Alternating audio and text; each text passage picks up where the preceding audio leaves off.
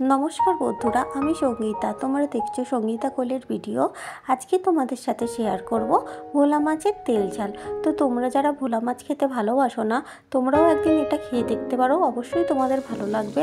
আর এটা দেখতে খুব সাধারণ হলেও খেতে কিন্তু খুবই অসাধারণ আর খুব ঝটপট বানানো হয়ে যায়, তেমন কিছু মশলাও লাগে না।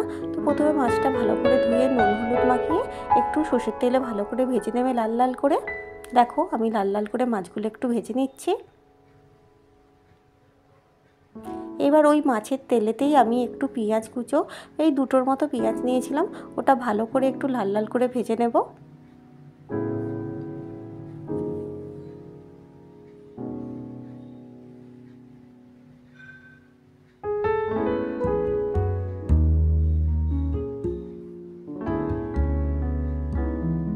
তারপর একটা গোটা টমেটো দিয়ে দিয়েছি, দিয়ে টমেটোটা একটু নাড়াচাড়া করে নিচ্ছি।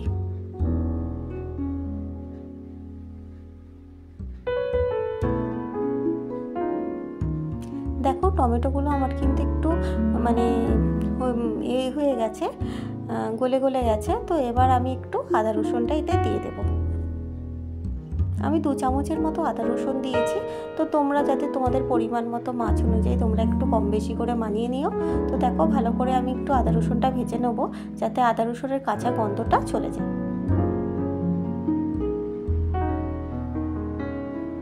দেখো আমার আদা রসুনটা প্রায় ভাজা ভাজা হয়ে গেছে।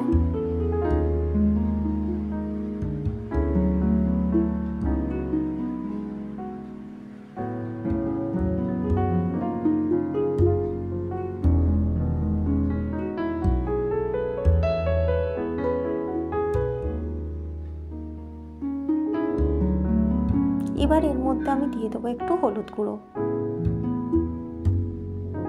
আমি এখানে হাফ চামচের মতো হলুদ গুঁড়ো দিয়ে দিয়েছিলাম।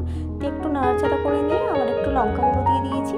লঙ্কা গুঁড়ো আমি 1 চামচের মতো নিয়েছিলাম।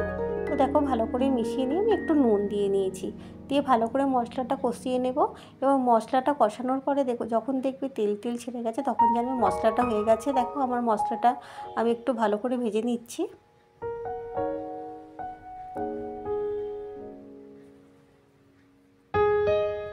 আর মশলাটা একটু বসে যাচ্ছিলো বলে সামান্য আমি একটু জল দিয়ে আবার একটু মশলাটা কষিয়ে নিচ্ছি।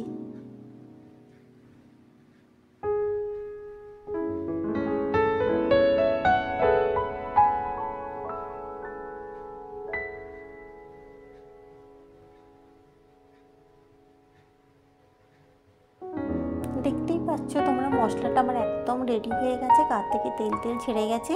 এবার আমি এর মধ্যে জল দিয়ে দেব। দেখো আমি জল দিয়ে দিয়েছি।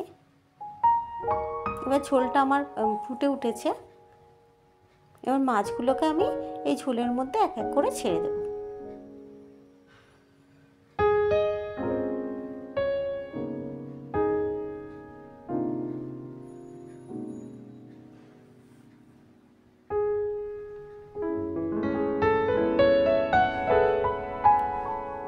আর কয়েকটা চেরা কাঁচা লঙ্কা আমি ওপর থেকে দিয়ে দিলাম।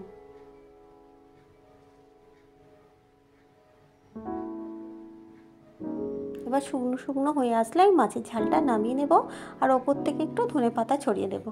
আর তোমরা যারা আমার ভিডিওটা দেখছো, প্লিজ আমার ভিডিওটা যারা নতুন দেখছো তারা আমার ভিডিওটা আমার চ্যানেলটা সাবস্ক্রাইব করে দিও, দিয়ে পাশে থেকো। আর যারা আমার বন্ধু আছো তারা অবশ্যই আমার ভিডিওটা দেখে একটা লাইক আর একটা কমেন্টস করে দিও। তো তোমরা ভিডিওটা শেষ পর্যন্ত অবশ্যই দেখো। তো আজকের মতো টাটা। আর তোমরা অবশ্যই একদিন কিন্তু এই মাছের ঝালটা বানিয়ে খেয়ে দেখে আমাকে অবশ্যই জানিও তোমাদের কেমন লেগেছে। তো সবাই খুব খুব ভালো থেকো। আজকের মতো আমি এখানেই আমার বকবক বন্ধ করলাম। টাটা।